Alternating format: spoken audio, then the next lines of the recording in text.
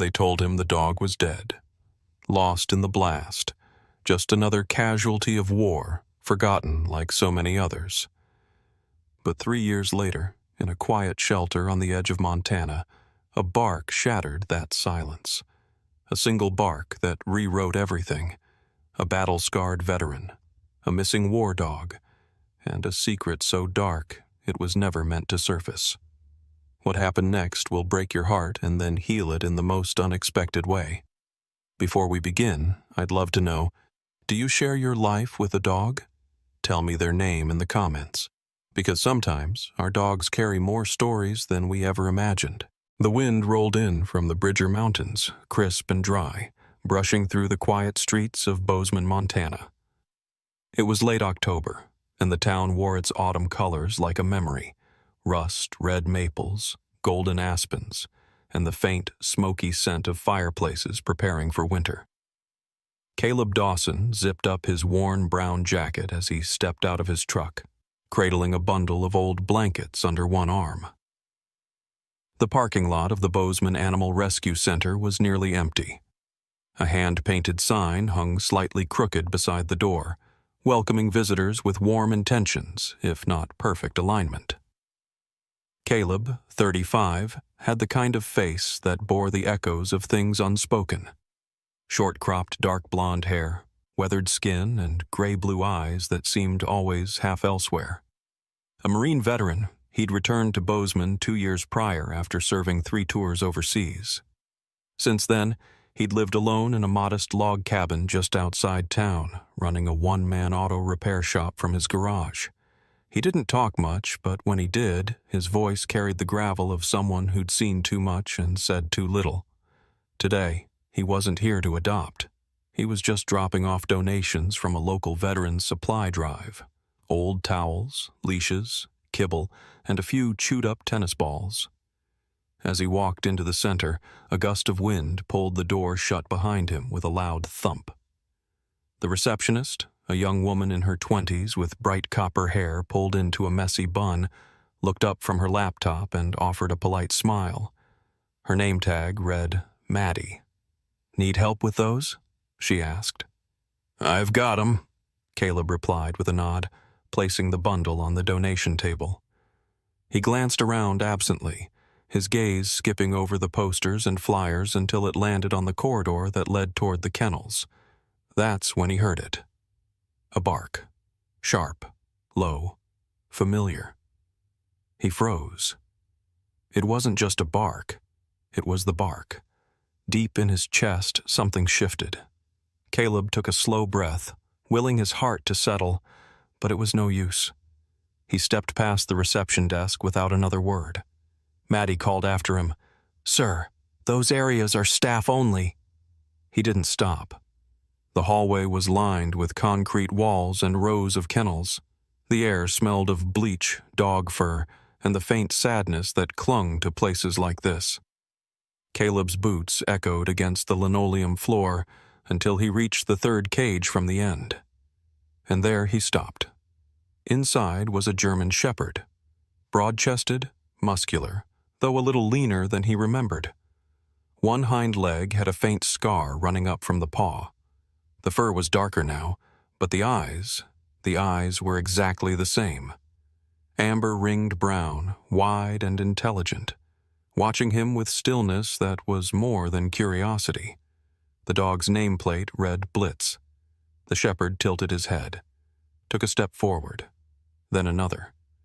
His tail didn't wag. He didn't bark. He just watched. Caleb's mouth went dry. He crouched down slowly. "Buddy?" At the sound of the name, the dog's ears twitched. He let out a soft, low whine, then pressed his nose against the bars, pawing gently.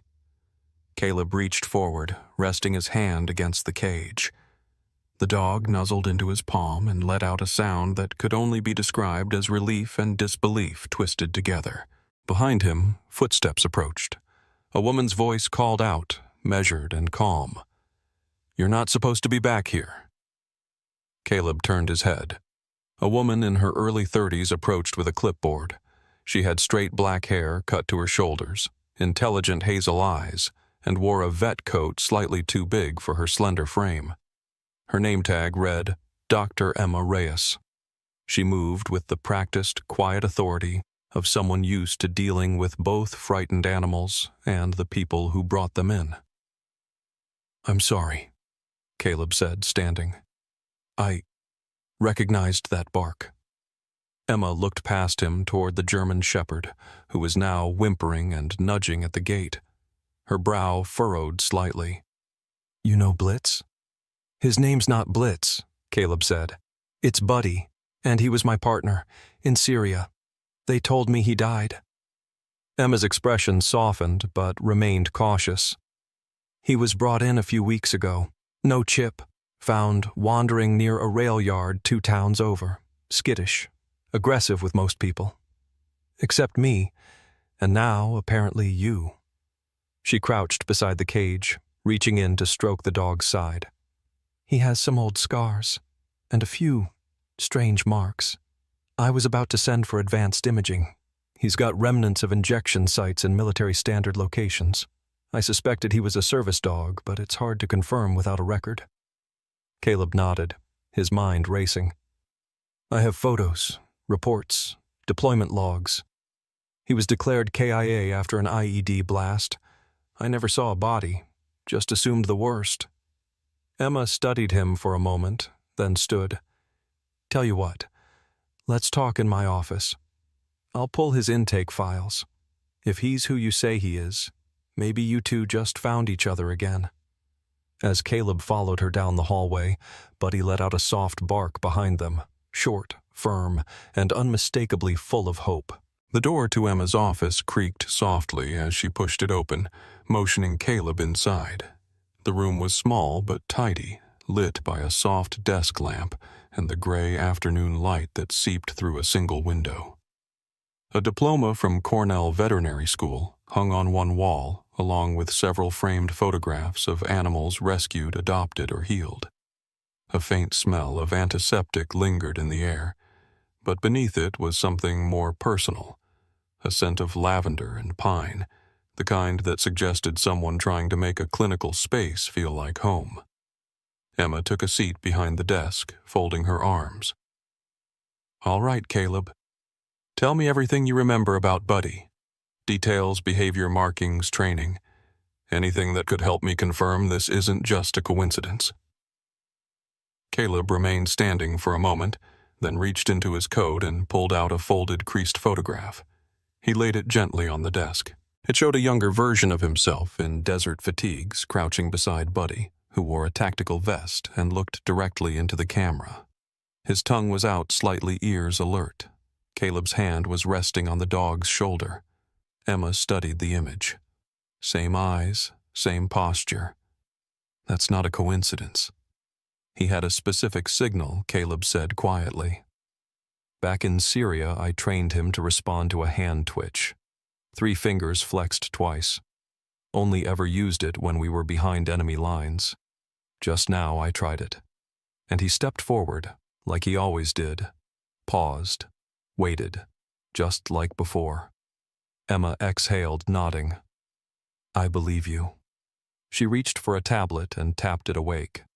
"Here's what I have on file. Blitz was brought in by a railroad worker named Vince. Middle-aged guy local. Said he found him limping near a switching yard east of Helena, covered in grime, favoring his back right leg. No tags, no microchip, and he wouldn't let anyone near him for 3 days. Buddy was trained to resist capture, Caleb said, especially after an attack." Emma glanced up, interested. "Attack?" Caleb hesitated. "We were on recon near the outskirts of Aleppo. Intel said the path was clear. It wasn't. IED under a rusted car. I was thrown 15 feet. Buddy had lunged to push me back. After I blacked out, they told me he didn't make it." "And you never saw a body?" "No, just the blast site, some blood, burned gear. They said it was enough." Emma tapped through a few more files. "I took some blood samples earlier this week, wanted to rule out infection in the scar tissue. But I found something strange residue from a compound used in military-grade sedatives. Stuff civilians don't have access to. Not even most vets. Caleb frowned. So someone sedated him. Purposefully. That's my theory, she said. And it wasn't recent. Probably months ago. Maybe more. At that moment, there was a knock on the door. Maddie, the red-haired receptionist, poked her head in. Hey, Dr. Reyes. Vince is here, the guy who brought Blitz in. He says he's got something you asked for. Emma stood. Tell him I'll be right out. She turned back to Caleb. Come with me. In the lobby stood Vince, a man in his late 50s with a thick denim jacket, oil-stained jeans, and a bushy gray mustache that curled slightly at the ends. His hands were calloused and rough, clearly a man who worked with tools more than people. He held a weathered satchel and a folded tarp under one arm. Vince. This is Caleb, Emma said. He might be the original handler of the dog you brought in. Vince squinted at Caleb, then nodded. That's so. Well, I got something he might want to see. He unzipped the satchel and pulled out a torn, dusty patch of fabric. Faded lettering read K9, Unit 42B. Below it, barely visible, was the name Buddy. Caleb's breath caught. He took the patch in his hands like it was made of glass. Where did you find this stuffed in the lining of a vest he was wearing? Ripped, burnt through. Didn't fit him anymore. I kept it just in case someone came looking. Emma leaned closer. You said he was injured when you found him. Yeah. Dragging his leg, covered in ash. Looked like he'd walked through fire and kept going. Didn't bark, didn't bite. Just stood there watching me, like he was waiting for a ride. Caleb stared at the patch again, then pocketed it gently. He was. After Vince left, Emma pulled Caleb aside. This confirms it. Buddy didn't just survive. He escaped. Caleb nodded. And someone didn't want him found. Emma's voice lowered. What if he wasn't just a stray caught in the blast? What if someone took him? Caleb looked toward the kennel hallway, heart heavy. Then they failed. The next morning arrived gray and heavy draping Bozeman in a wet mist that clung to the pine trees and curled around porch railings like smoke. Caleb sat on the edge of his bed, staring out the window with a mug of black coffee in one hand, and Buddy curled at his feet. The dog had barely left his side since their reunion. Every time Caleb moved from one room to the next, Buddy followed, silent and watchful, as if expecting someone or something to come knocking. The silence of the morning was thick with questions. Caleb set the coffee down and crossed to the hallway closet. At the very back, behind a stack of old mechanic uniforms and a box of holiday decorations, was a pull-string door to the attic. He climbed the narrow steps, each groan of the wood, bringing back memories of the last time he'd been up there almost 2 years ago, not long after returning from deployment. He hadn't had the heart to go through those boxes back then. Dust floated in the air like ash as he pulled back the tarp covering a trunk. He opened it, revealing neatly organized folders, field reports, and photos. His deployment logbooks were stacked in chronological order, the last one labeled with a red marker. Sundown, Aleppo. He flipped it open. Inside were pages of notes, routes, supplies, coordinates. Then came the mission summary. Caleb's fingers paused at the line he remembered too well, K9 Unit 42B, presumed KIA. No body recovered. Presumed, not confirmed. He kept reading. The report referenced a blast radius, but it was vague. The last visual confirmation of Buddy was moments before the IED detonated. There were no notes about recovery attempts, no tracking logs, no footage from Caleb's helmet cam. It was all hollow, like someone had scrubbed the narrative clean. Downstairs, the front door creaked open. Caleb quickly stuffed the files into a shoulder bag and descended from the attic. Buddy was already standing at the base of the stairs, ears forward. Emma stood in the entryway, water droplets on her jacket, and a manila envelope tucked beneath her arm. I brought something, she said. They sat at the kitchen table. Buddy lay beneath it, tail gently thudding against the wood every time Caleb shifted. Emma opened the envelope and slid a printed email across the table. "I called in a favor," she said. "One of my classmates from vet school, Lewis, he works base side at Fort Carson now in veterinary logistics. I sent him a few photos of Buddy, asked him to check old registry logs. Not only did he confirm Buddy's original chip ID, he found out it was manually removed." Caleb's brow furrowed. "Removed? You mean extracted?" Emma nodded. "With precision. Not torn or dissolved. Surgical removal. The data trail ends there. But that's not all." She tapped another sheet. "Buddy's last medical report filed weeks before your final deployment showed no signs of trauma. He was in perfect working shape, which means the trauma he carries now happened." After sundown, Caleb finished. "Exactly." They sat in silence for a moment. Then Caleb stood and walked to the living room. He returned with the patch Vince had given him, the one burned and singed but still legible. K9 Unit 42B. Buddy. "I've been thinking about that report," Caleb said. "It was written too fast. No body, no search logs, just a paragraph and a classification. They needed it tied up, needed me to believe he was gone." Emma watched him carefully. "You think someone covered it up?" Caleb nodded slowly. "Not just that. I think he was taken, reassigned, maybe even reprogrammed." Emma leaned forward. "That's a serious accusation." "I know." He placed the patch on the table beside the report. "But if someone tried to erase Buddy's past, then they weren't done with him. And maybe they still aren't." The doorbell rang. Caleb's body stiffened, hand drifting to the small drawer where he kept a concealed pistol. But when he opened the door, it wasn't a threat. It was an old friend. A man in his late 40s stood on the porch, tall and broad-shouldered, with sun-tanned skin, graying temples, and a disarming smile beneath a bushy brown beard. He wore a worn bomber jacket and military-style boots caked in dried mud. His name was Marshall Green, a former Air Force officer, and one of the few people Caleb kept in contact with after the war. "Didn't think I'd be back in Montana so soon," Marshall said, extending a hand. "Heard from Emma you found a ghost." Caleb gestured him inside. "Come see for yourself." Buddy's ears perked up the moment Marshall entered, but the dog didn't bark. Instead, he stood cautious but calm and gave a low grunt of recognition. Marshall crouched. "No damn way," he remembers Caleb said. Marshall's eyes narrowed as he stood. "That's not something you forget. I've seen dogs snap under pressure, but this one, he's still sharp." They filled Marshall in over coffee.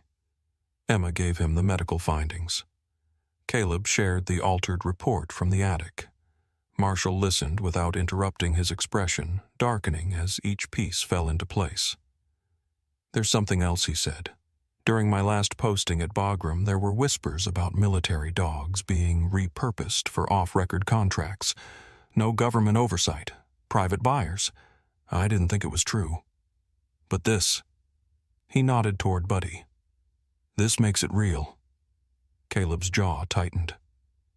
"I want to know who did this to him." Marshall folded his arms. "Then we start digging." The wind picked up as the sun dipped below the ridgeline, casting long golden shadows over the trees surrounding Caleb's cabin. Buddy lay on the porch ears, stiff head held low, but alert eyes following every rustling branch. It had been 3 days since Marshall's visit and their decision to dig deeper into what happened after the mission in Syria. 3 days since Emma had confirmed Buddy's chip was purposefully removed. And now the quiet wasn't just silence, it was tension. Caleb stood in the kitchen pouring water into a pot on the stove. The small wooden cabin smelled faintly of cedar oil and black coffee. He looked out the window again. Nothing but trees. But Buddy hadn't moved from his guard position in nearly an hour. When the tea kettle began to hiss, Buddy suddenly stood up, tail rigid. A low growl built in his throat. Caleb froze and turned to the window just in time to see headlights flash through the tree line. A black SUV, no plates, slowly rolled to a stop at the edge of the gravel road. Caleb's pulse quickened. He stepped quietly to the drawer beside the fridge and retrieved a compact Glock, loading it with practiced speed. Buddy didn't bark. He simply stared, eyes locked on the vehicle. The SUV idled for a moment, then reversed, disappearing back into the woods. No knock. No one stepped out. Just a warning. That night, Caleb couldn't sleep. He sat on the porch with a shotgun resting across his lap. Buddy lay beside him, breathing slow but alert, head tilted toward the trees. Every sound, the crack of a twig, the gust of wind, was filtered through instinct, honed by war. Neither of them spoke, but both knew the truth: someone was watching. The next morning, Caleb visited Emma's clinic. Bozeman Animal Wellness stood at the corner of Maple and 8th, tucked behind a row of trees that had already shed most of their golden leaves. Emma greeted him in the door with her usual calm, but her face looked tired, eyes shadowed with worry. "Come inside," she said without pleasantries. "I was going to call you." The lobby was unusually quiet. Caleb followed her through the hallway and into her office. A shattered cabinet door leaned against the wall, glass shards still scattered on the floor. The computer screen was cracked. A folder lay open on the desk, files half spilled out. "We were broken into last night," Emma said, voice tight. "Nothing taken except Buddy's records." Caleb's jaw clenched. "You sure?" "I double-checked. No cash, no medication, not even the vet narcotics. Just his intake file photos, blood work. Whoever it was, they knew exactly what they were looking for." Buddy, who had followed Caleb in, sniffed the floor near the broken cabinet. His hackles rose. He let out a sharp huff and moved toward the back hallway, nose twitching. "I already filed a police report," Emma added.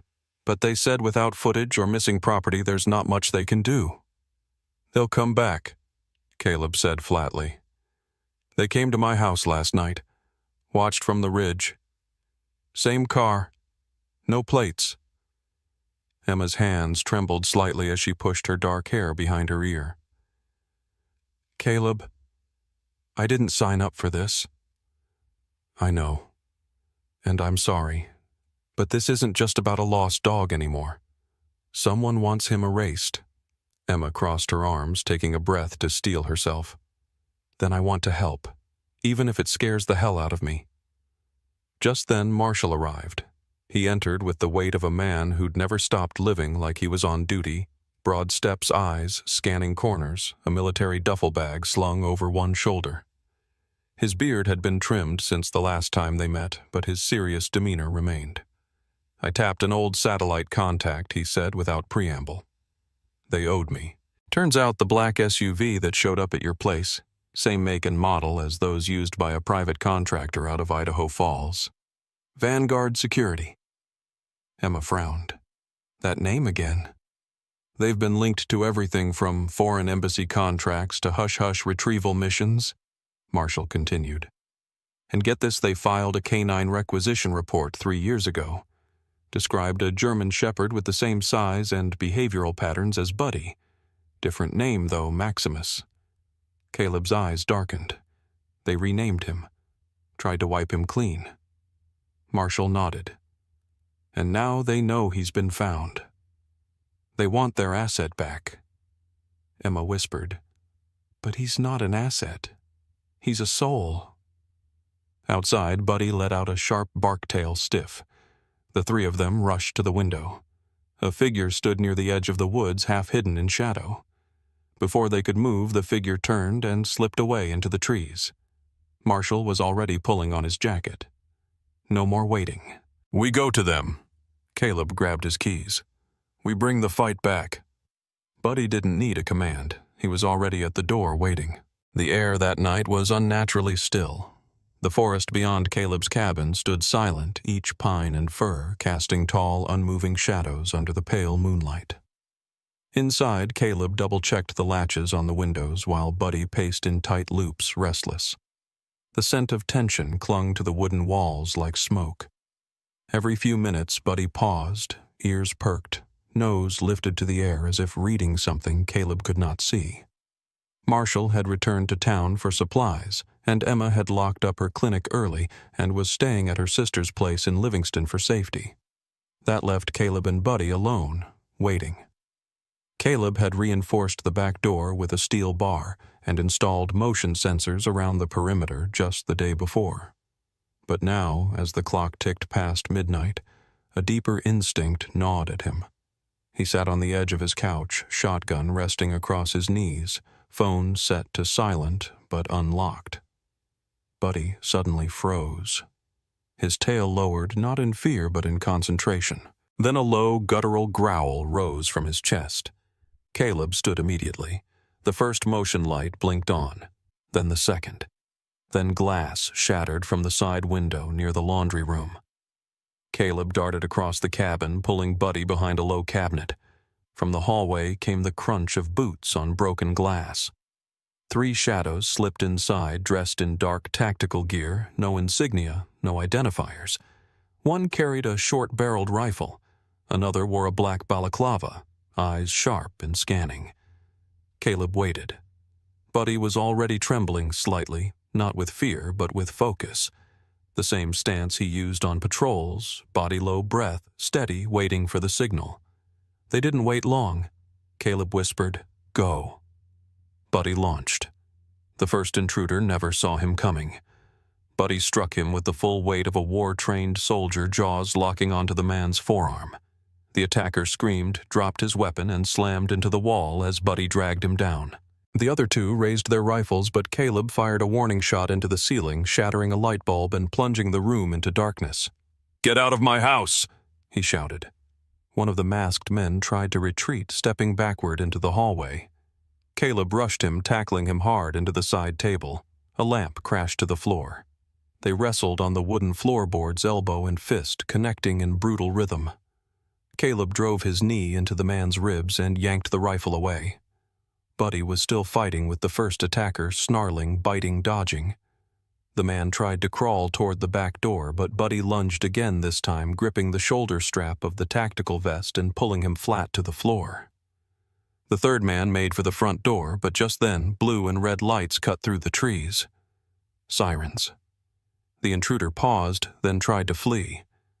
Caleb, still grappling on the floor, reached out and clipped the man's leg with a piece of broken chair. He stumbled and Buddy pounced, pinning him in the doorway. Police cars screeched to a stop in the driveway. Officers spilled out with weapons drawn. Hands up. "Don't move." Buddy released his hold as the officers approached his body, still tense, but backing away under Caleb's soft call. After the intruders were restrained and the chaos subsided, Sheriff Marla Dwyer, late 40s, sharp-eyed, always wrapped in a gray wool coat, no matter the season, walked up the porch with a flashlight and a clipboard.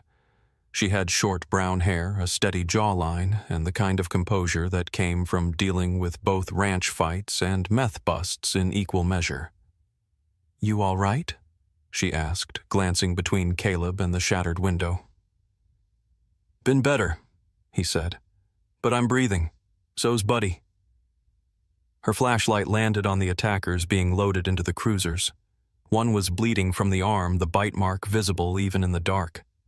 "That one name's Darren Holt," she said, reading off her sheet. "Former Vanguard security. Suspended 2 years ago after a failed extraction op in Colombia.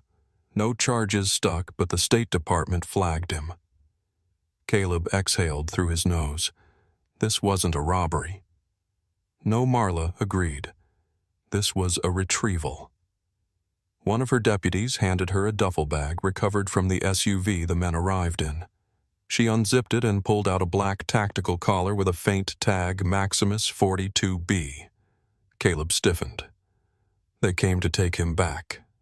He said more to himself than anyone. Buddy stood beside him now, bruised but upright, eyes locked on the men in cuffs. Marla lowered her voice. "I'm assigning a patrol to your property for the next 72 hours. But Caleb, I think this goes beyond county lines." "I know." Back inside, Caleb cleaned Buddy's cuts while the dog sat patiently, his breath deep and steady. There was blood on his fur, but none of it his own.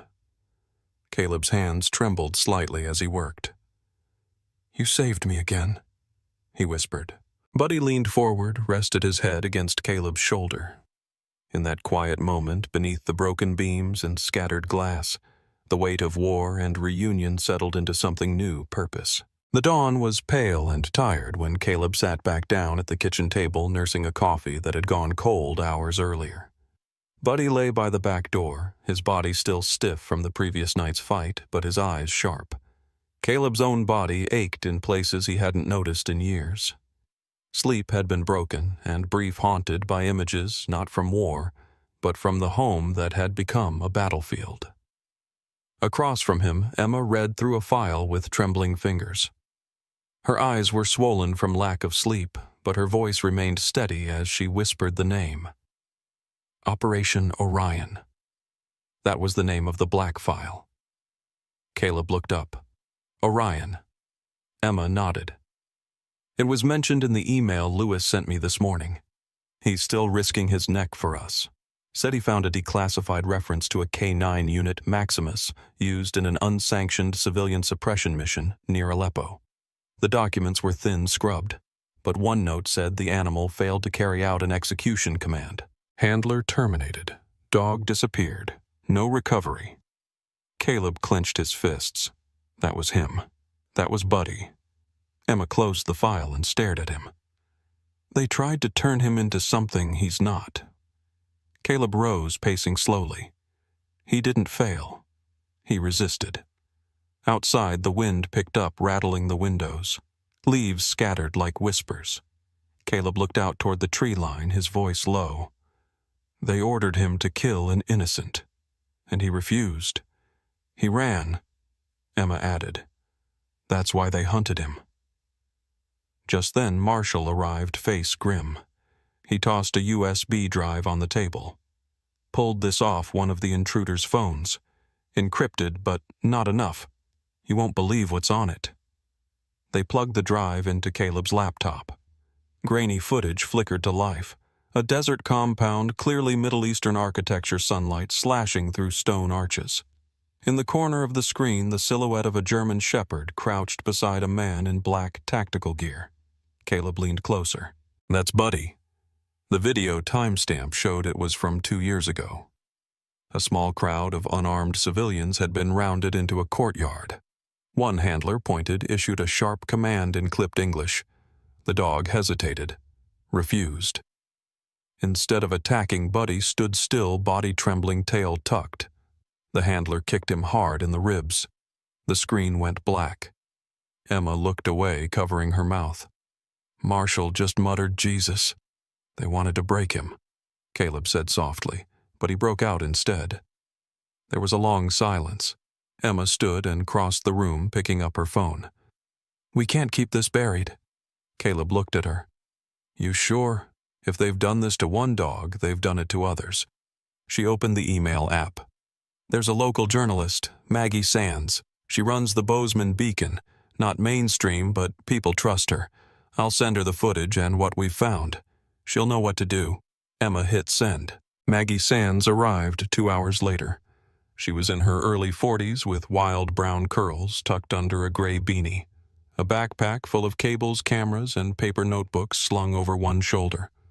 Her face was lean and intelligent, her smile quick but never careless. She spoke with the urgency of someone who'd seen too many cover-ups.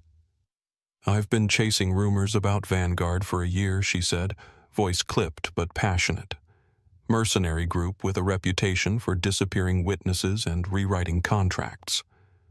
But no one would go on record until now. They showed her the footage, the files, the collar with the name Maximus. Maggie watched it all in silence, then looked down at Buddy. He was resting on the floor, gaze tracking her carefully. This dog's seen more war than most soldiers, she whispered, and he still chose not to kill. She interviewed Caleb and Emma for over an hour, asking precise questions, occasionally stopping to jot quotes or shoot candid photos. She didn't ask for dramatics. She didn't need them. The story was powerful on its own. Later that evening, the article went live. Ghosts of War. The Canines Left Behind. By Maggie Sands. Bozeman Beacon. Within an hour, it spread like wildfire through Montana's social feeds, then to animal welfare blogs, then to national advocacy groups. A veteran's loyal dog thought dead, now alive and hunted by the very people who once used him as a weapon. People began demanding answers. Emails flooded state representatives. Hashtags trended. Justice for Buddy. Dogs aren't weapons. Back at the cabin, Caleb turned off the lights and stood on the porch. Buddy joined him, pressing his shoulder lightly against Caleb's leg. "We lit the fuse," Caleb murmured. "Now let's see who runs." The road to Colorado cut through miles of open plains and pine-coated foothills, a stretch of land haunted by long shadows and unfinished stories. Caleb gripped the steering wheel of his dusty Ford with both hands, eyes fixed ahead, jaw set. Buddy lay in the back seat, curled tight but awake, head resting on his paws, ears twitching every time a truck passed. Marshall Green sat in the passenger seat, scanning a map on his lap and muttering coordinates under his breath. Marshall was a man built like an oak post with silver streaks in his dark brown beard and deep creases lining his sun-weathered face. Decades of military discipline still clung to him in the way he spoke short, precise, unsentimental. But his loyalty ran deep, the kind that didn't flinch when truth hurt. He wore a flannel shirt beneath his tactical vest, and on his hip rested a holstered Glock that hadn't collected dust. "We're 30 miles out," Marshall said, folding the map. "The compound's supposed to be abandoned. Feds closed it after Vanguard's license got pulled, but no one really policed it. These types, they bury ghosts, not graves." Caleb nodded without speaking. The compound came into view just after noon, perched on the slope of a dry ridge surrounded by fencing half-ripped and scorched. Several watchtowers had collapsed into themselves. Vines had begun claiming the lower buildings. The silence was eerie, broken only by the distant shriek of a hawk overhead. They parked behind an old maintenance shed, then made their way in on foot. Buddy took the lead nose, low body alert. His tail didn't wag. It rarely did now, but he moved like a creature following a scent older than memory. Inside the main barracks, desks were overturned filing cabinets, rusted shut and shattered. Monitors lay strewn across the floor. But the back room, marked with a scorched security panel, was intact. Marshall used a pry bar to force open the reinforced door. They stepped into a storage archive untouched by time. "Holy hell," Marshall breathed. Metal shelves lined the walls, stacked with crates labeled only by black alphanumeric codes. Caleb moved quickly, scanning for something familiar. He opened one crate, photos of K9s, all labeled with new names, ranks, even psychological profiles. Dogs stripped of their identities and reassigned like gear. And then he found it. A black folder marked Maximus 42B. Inside were behavior reports, injury logs, and most damning, a signed order of reconditioning by Kellen Reeve. Caleb stared at the signature. The name had shown up before in whispered rumors and corrupted digital records. But this was physical proof. Reeve had been a handler turned trainer, a man known for his unorthodox methods and willingness to recondition dogs that failed out of combat through pain-based obedience. He had vanished after Vanguard lost its contract until now. "Reeve's still out there," Marshall said, reading over his shoulder. According to a note in the back, last known address was a ranch outside Taos, New Mexico. Off-grid. Just like the cowards always are. Caleb's hand curled into a fist. He turned Buddy into something he couldn't be, then tried to discard him when he didn't obey. "And now we turn the light on him," Marshall said. Back in Bozeman, Emma stood at the front of the town hall facing a room of over 100 locals, animal rights advocates, and several members of the state press. A microphone trembled slightly in her hand, but her voice didn't crack. "My name is Dr. Emma Kane. I'm a veterinarian, a daughter of this town, and someone who has witnessed the trauma our military dogs carry long after they return home. Today I speak for a dog named Buddy.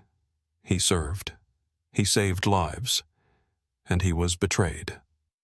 Flashes from cameras popped. Murmurs echoed. "We've uncovered evidence that a private military contractor, Vanguard Security, not only misused these animals in illegal operations, but also erased their identities, sold them as weapons, and abandoned them when they refused orders. These are war heroes, not equipment, and they deserve justice." Applause broke out. Reporters stood with notepads raised. The public storm Caleb had feared had now become a movement. Emma had taken their pain and turned it into fire. By nightfall, the story had made its way to regional news and several major online platforms. The Department of Defense issued a vague statement claiming they were looking into the allegations, but the world now knew the name Kellen Reeve. The air in Taos, New Mexico was dry and heavy with desert quiet, the kind of silence that swallowed secrets. Caleb stood at the edge of a dusty field looking out over the ranch that once belonged to Kellen Reeve. The arrest had gone down just before dawn, swift, clean, and without resistance. Reeve had opened the door with a smirk, but the moment he saw Buddy behind the agents, that smirk cracked.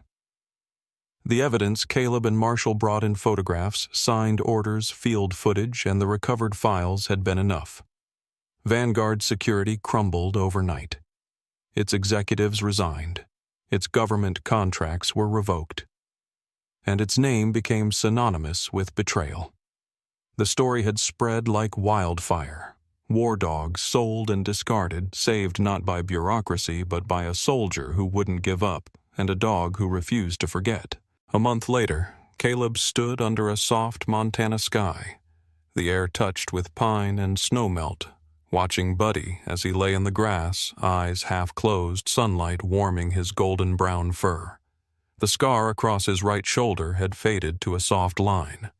His gait was slower now, but his spirit never wavered. They had found peace. Caleb had used his VA benefits and a small grant from a K-9 Veterans Foundation to buy 5 acres of forested land outside Bozeman. With Emma's help and Marshall's occasional hammer swinging, they built something new, the Homefront Center for Retired Military Dogs, a sanctuary for those who had given everything and asked for nothing. The main cabin was simple and warm, framed in cedar with wide windows that let in the mountain light.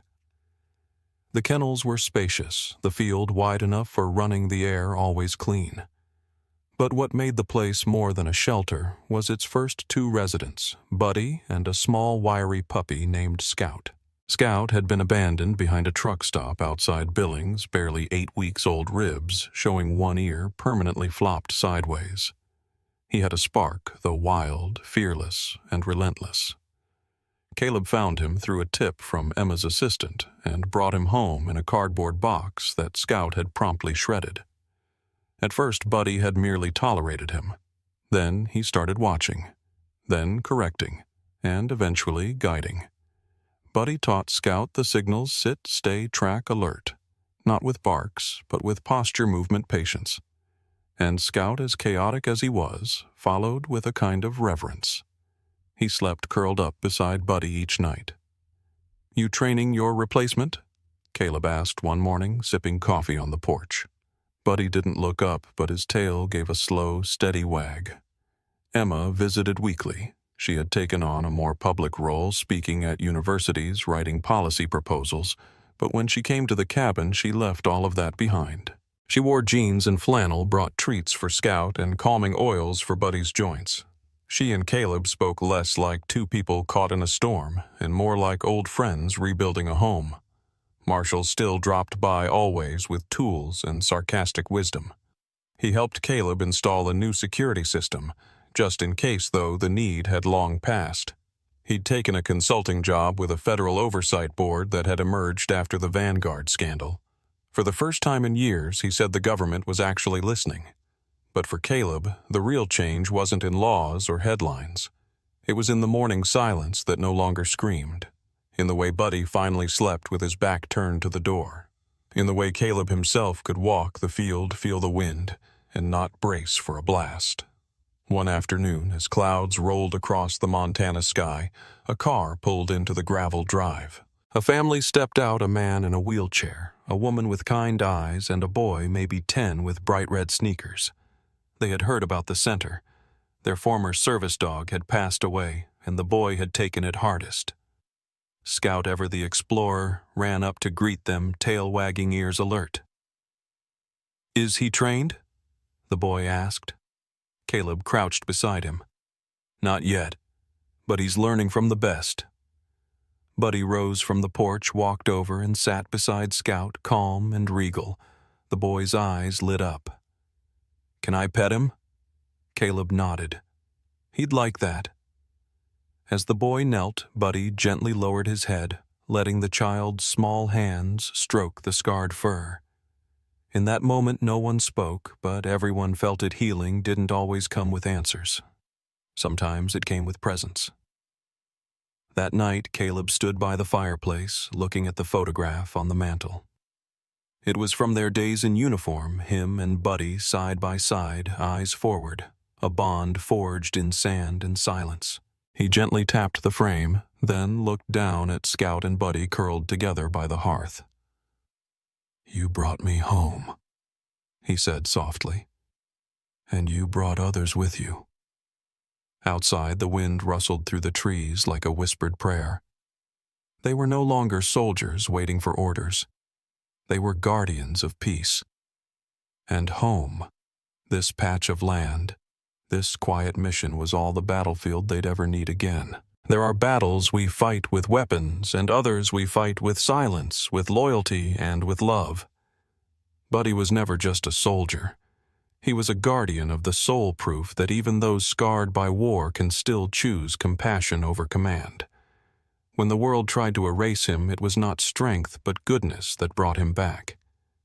In a world that often discards what it can no longer use, this dog reminded us all purpose doesn't end with duty. It begins again with healing. Perhaps it wasn't luck that led Caleb to the shelter that day, but a divine whisper. A nudge from something higher, something holy. Because sometimes miracles don't come with thunder or fire from heaven. Sometimes they come with 4 legs, a wagging tail, and eyes that have seen too much but still choose to trust. In everyday life, many of us carry unseen wounds. But like Buddy, we are not defined by what hurt us. We are defined by what we choose to do with our healing. So if this story touched your heart, please share it with someone who needs to believe in second chances. Comment your thoughts, subscribe to our channel, and pray with us for the ones still fighting silent battles. And if you believe in the power of redemption and the grace of divine timing, type Amen in the comments. May God bless you and your family with healing hope and a home filled with peace.